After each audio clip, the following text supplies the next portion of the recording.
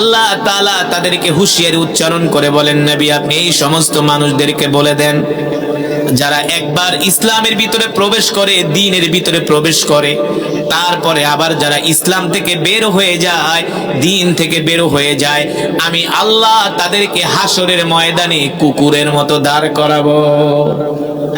নাউজুবিল্লাহ বলবেন না? আল্লাহ তাআলা বলতেছে তুমি দ্বীন মানার পরে, দ্বীন বুঝার পরে, ইসলামের মধ্যে প্রবেশ করার পরে যদি আবার দ্বীন থেকে বের হয়ে যাও, আমি আল্লাহ হাসরের ময়দানে তোমাকে আমি আল্লাহ কুকুরের মতো দাঁড় করাবো। চৈত্র মাসে কুকুর যেমন জিহ্বা বের করে হাঁপাতে থাকে, যেই মানুষগুলো 1 মাস রোজা রাখার পরে বাকি 11 মাস তাদেরকে মসজিদে পাওয়া যায় না, আল্লাহ তাআলা বলে হাসরের ময়দানে আমি আল্লাহ তোমাদেরকে কুকুরের মতো মানুষের সামনে দাঁড় করাবো, আর মানুষ তোমাদেরকে দেখে চিনবে এই সমস্ত মানুষগুলো দুনিয়াতে আল্লাহর সাথে ধোঁকাবাজি করেছে। আপনি যদি 2 দিন ক্লাসে যান আর 10 দিন যদি আপনি ক্লাসে না যান, আপনার শিক্ষক আপনাকে কি বলবে? কি বলবে? ধোঁকাবাজ, যে তুই 2 দিন পর পর আমাদেরকে ধোঁকা দিতে আসছস না, ফাঁকিবাজ, ধোঁকাবাজ। 2 দিন পর পর তুই 1-2টা হাজিরা দিয়া 1-2টা ক্লাস করে আবার বের হয়ে যাস, তুই আমার সাথে কেন ধোঁকাবাজি করস? ঠিক যারা রমজানের 1 মাস রোজা রাখলো, নামাজ পড়লো, বাকি 11 মাস নামাজ পড়লো না, আল্লাহর দ্বীন মানলো না, আল্লাহ তাআলা বলে তারা আমাকে ধোঁকা দেওয়ার জন্য মসজিদে আসে। আল্লাহ তাআলা বলে আসলে তারা আমাকে ধোঁকা দেয় না, তারা নিজেরাই নিজেদেরকে ধোঁকা দিচ্ছে। ঠিক কিনা বলে? বনি ইসরাইলের মধ্যে একজন নবী ছিল যার নাম হলো পয়গম্বর মুসা আলাইহিস সালাম। নাম শুনছেন? আল্লাহু আকবার। অনেক বড় পয়গম্বর, আল্লাহ তাআলার একজন প্রিয় পয়গম্বর, আল্লাহ তাআলার নবী পয়গম্বর মুসা আলাইহিস সালাম। তিনি ছিলেন বনি ইসরাইলদের নবী। ওই বনি ইসরাইলের মধ্যে একজন লোক ছিল, বনি ইসরাইলের সবচেয়ে বড় আলেম, সবচেয়ে বড়, তার নাম হলো বালআমে বাউরা। বালআমে বাউরা নামটা মনে রাখেন। এই ব্যক্তিটা ছিল বনি ইসরাইলের সবচেয়ে বড় আলেম। কেমন আলেম জানেননি? এই ব্যক্তিটা ছিল মুস্তাজাবুদ দাওয়া। সে যদি আল্লাহর দরবারে কোনো দোয়া করত, সাথে সাথে দোয়া কবুল হয়ে যেত। মুস্তাজাবুদ দাওয়া। সে যদি আল্লাহ তাআলার দরবারে কোনো দোয়া করত, সাথে সাথে দোয়া কবুল হয়ে যেত। সে যা চাইতো আল্লাহ তাআলা তাকে তাই দিয়ে দিত। সুবহানাল্লাহ। আপনাদের কাছে প্রশ্ন, আপনাদের এলাকায় যদি এমন একজন আলেম থাকে যে দোয়া করলেই কবুল, আপনারা তাকে কি করবেন? পারলে মাথায় নিয়ে নাচবেন না? তার কাছে পানি পরা নিতে যাবেন, হাদিয়া নিয়ে যাবেন, কোন হুজুর আমার সন্তান নাই, আল্লাহ তাআলার কাছে দোয়া করেন আল্লাহ যেন আমাকে একটা সন্তান দেয়। যদি তার দোয়ায় আল্লাহ আপনাকে সন্তান দেয়, পারলে আপনি তার জুতা মুইসা দিবেন। কথা বলেন। ঠিক বনি ইসরাইলদের সবচেয়ে বড় আলেম বালআমে বাউরা, তিনি আল্লাহর দরবারে কোনো দোয়া করলে কবুল হয়ে যেত। এত বড় আলেম ছিলেন। আর আল্লাহ তাআলা ওই ব্যক্তিকে এমন আল্লাহর নিদর্শন দান করেছিলেন, মর্যাদা দান করেছিলেন, যে সে আল্লাহর কাছে কিছু চাইলে আল্লাহ তাকে ফিরাইয়া দিত না। এটা কি কম সম্মান নাকি বেশি সম্মান? জোরে কোন, কথা বুঝতেছেন? কম সম্মান নাকি বেশি সম্মান? এর চাইতে আর পৃথিবীর জমিনে সম্মান আছে যে আল্লাহ তাআলার দরবারে দোয়া করলে কবুল? সুবহানাল্লাহ। দেখেন, বনি ইসরাইল হইল ঠেডা জাত, ঘাউরা জাতি। এই বনি ইসরাইলদের কিছু মানুষ আসলো বালআমে বাউরার কাছে, আইসা বলল, বালআমে বাউরা আপনি আমাদের অনেক বড় আলেম, আপনি আল্লাহর দরবারে দোয়া করলে আল্লাহ আপনার দোয়া কবুল করে, তবে আপনি আমাদের জন্য আল্লাহর দরবারে একটা দোয়া করেন। বালআমে বাউরা বলে, কি দোয়া? বলে, শোনেন, দোয়া যে করবেন করার আগে আমরা আপনাকে কিছু কথা বলতেছি, আপনি আমাদের জন্য দোয়া করবেন, বিনিময়ে যা চান আপনাকে তাই দেওয়া হবে। মনে করেন আমি ওয়াজ করতে আইছি, অনেক সময় মসজিদের ইমাম সাহেবদেরকে, হুজুরদেরকে চিরকুট লেগে দেয়, হুজুর আমার জন্য দোয়া করেন, আমার 14 গোষ্ঠীর জন্য দোয়া করেন। না, দোয়া না করলে জোর করে দোয়া করায়। হ্যাঁ, বিগত সরকারের আমলে অনেক প্রোগ্রামে যাইতাম, আমাদেরকে জোর করে দোয়া করে, অমুকের লেগে দোয়া করো, তমুকের লেগে দোয়া করো, জোর করে বেহেশতে নিয়ে যাইবে, জোর করে দোয়া করে বেহেশতে নিয়ে যাইবে। এগুলো হলো বনী ইসরাইলদের স্বভাব। দোয়া আসে মন থেকে, জোর করে দোয়া করানো যায় যায় না। বনী ইসরাইলরা বললেন মালা আমি বাউরা, আপনি যে দোয়া করবেন, দোয়া করার আগে আমাদের কিছু কথা আছে। আপনি দোয়া করলে আপনি যা চান আমরা আপনাকে তাই দিব। তাই দিবে মানে যত সম্পদ চান সম্পদ দিব, ক্ষমতা চাইলে ক্ষমতা দিব, অর্থবিত্তের মালিক বানায় দিব। মালামে বাউরা বললেন কি দোয়া, কি দোয়া?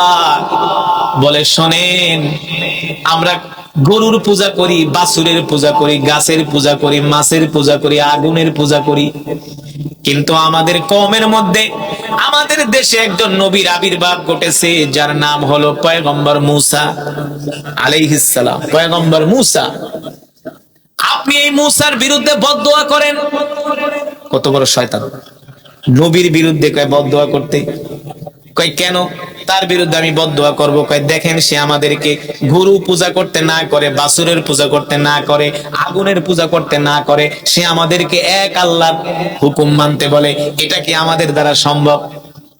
বালামে বাউরা বলে কেন সম্ভব না? বলে না, আমরা এক খোদার ইবাদত করি না, আমরা গাছের সেজদা করি, মাছকে সেজদা করি, আগুনকে সেজদা করি, আমরা যেই মাওলাকে দেখি না, যে আল্লাহকে দেখি না, তার ইবাদত আমরা করি না। বলেন নাউজুবিল্লাহ। মালামে বাউরা বললেন বনী ইসরাইলরা শোনো, তোমরা কিন্তু সীমা লঙ্ঘন করতেছ। পয়গম্বর মূসা কিন্তু যেন তেন নবী না, সে একজন আল্লাহর পয়গম্বর, তার বিরুদ্ধে আমি বদদোয়া করতে পারবো না।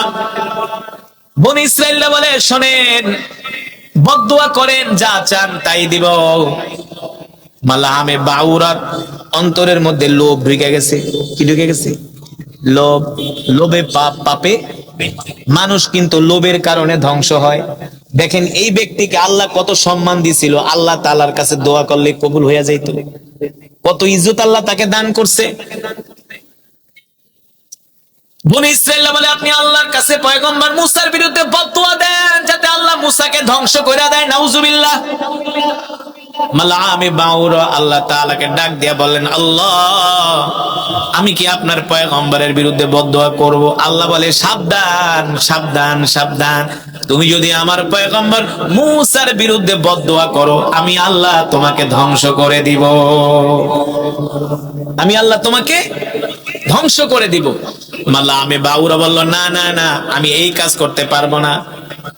দ্বিতীয়বার রিকোয়েস্ট করলো, দ্বিতীয়বার মালামে বাউরা বলল, আল্লাহ আমি কি বদদোয়া করবো? আল্লাহ তাআলা বলে না না, বদদোয়া করবা না, ধ্বংস হয়ে যাবা। তৃতীয়বার যখন বলল আল্লাহ আমি কি বদদোয়া করবো? আল্লাহ তাআলা বলে না না, বদদোয়া করবা না, ধ্বংস হয়ে যাবা, আমি আল্লাহ তোমাকে ধ্বংস করে দিব। কারণ পয়গম্বর মূসা হলো আমার নবী, তিনি হলেন মূসা কালিমুল্লাহ, যিনি তুর পাহাড়ে উঠে আল্লাহ তাআলার সাথে কথা বলতেন না, কত কথা বলতেন, কত কথা বলতেন। পয়গম্বর মূসা সেই নবীকে বদদোয়া দিতে বলে, কত বড় সাহস! এবার বনী ইসরাইলরা কয়, মালামে বাউরা তুমি বদদোয়া করবা না, কিভাবে কাজ আদায় করতে হয় এটা আমাদের জানা আছে। সে চলে গেছে মালামে বাউরার স্ত্রীর কাছে। কার কাছে? স্ত্রীর কাছে। মালামে বাউরার স্ত্রীর কাছে বনী ইসরাইলরা জায়গায়, এই শোনেন, আপনার স্বামীকে বলেন পয়গম্বর মূসার বিরুদ্ধে বদদোয়া করতে, তাইলে আপনি যা চান আমরা আপনাকে অর্থের বৃত্তের মালিক বানায় দিব। এই অফার শোনার পরে মহিলা মানুষ কিন্তু একটু লুবি টাইপের হয়। কি টাইপের? পুরুষকে ঘায়েল করতে না পারলে পরে মহিলারে দিয়া ঘায়েল করে না।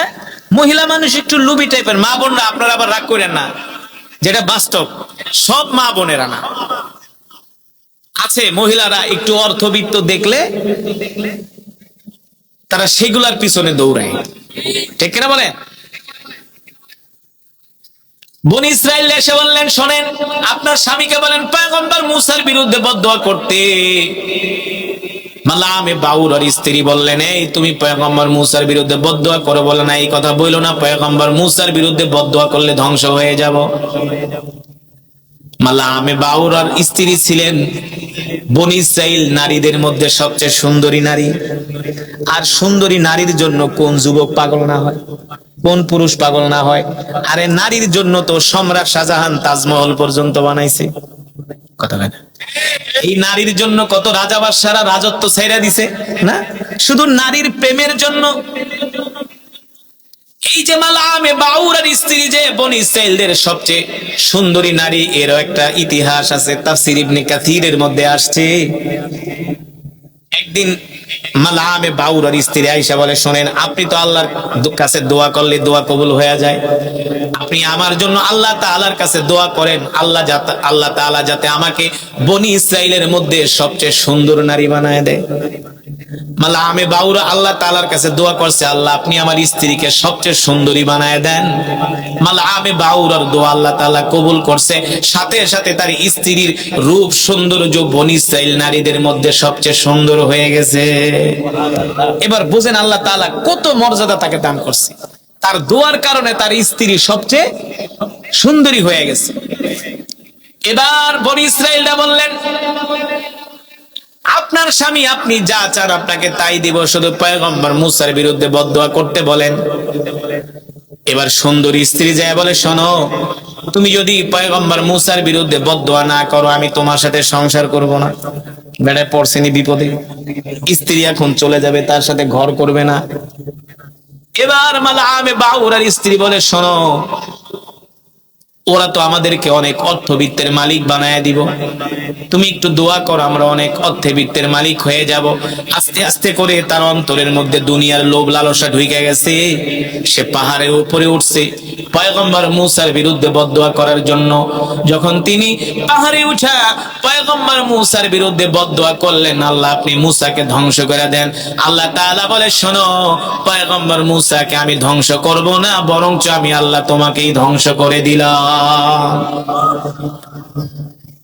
আমি আল্লাহ তোমাকে ধ্বংস করে দিলাম।